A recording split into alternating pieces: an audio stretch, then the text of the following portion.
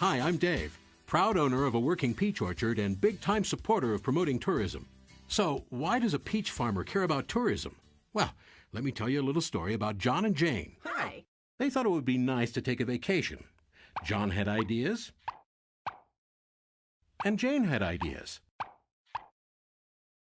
But as they talked, they couldn't decide where to go. They knew their perfect place was out there. They just had to find it. Jane flipped through magazines. John started noticing the vacation ads on TV. On his way to work, John saw billboards and heard radio ads. Mostly sunny skies. And once he got there, he talked to his friends about where they spent their vacations. Jane did some research on the internet, visiting different websites to see which places had what they were looking for. After seeing all their options, John and Jane came to the same conclusion.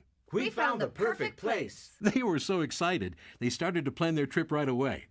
After booking their flights, John was eager to line up some things to do in the perfect place. So he visited the Perfect Place's website, watched a video, checked out the hotels, bought tickets to a ball game, and signed up for the Perfect Place's e-newsletter especially for visitors. Jane called the toll-free number and spoke to a nice lady who told her everything she needed to know about the perfect place. Jane also got the visitor's guide, which helped her learn what theater productions were in town, where to eat, and other things to do in the perfect place.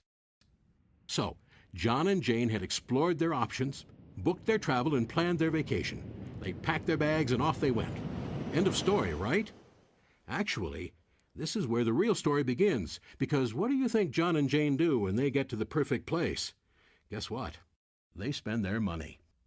They spend their money on their rental car, in their hotel, seeing the attractions, enjoying outdoor activities, shopping, and dining out. They're happy they came to the perfect place. Woohoo! You know who else is happy? The hotel they stayed in, of course, and the bellman at the hotel, the workers at the local company that supplies his uniform, the stores they shop at and the banks they use. And then there's the restaurant where John and Jane ate dinner, and the waitress who served them their wine, she's happy too. So's the local vineyard that grew the grapes that made the wine, the people who bottled it, and the drivers who brought it into town.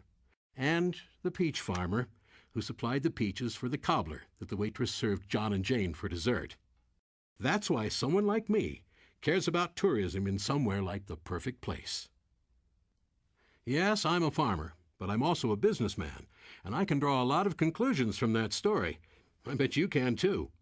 Tourism creates jobs. It brings in spending.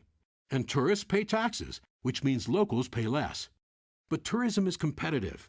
And without the marketing engine that drives it, people like John and Jane will take their money to some other destination, where it'll benefit some other local economy.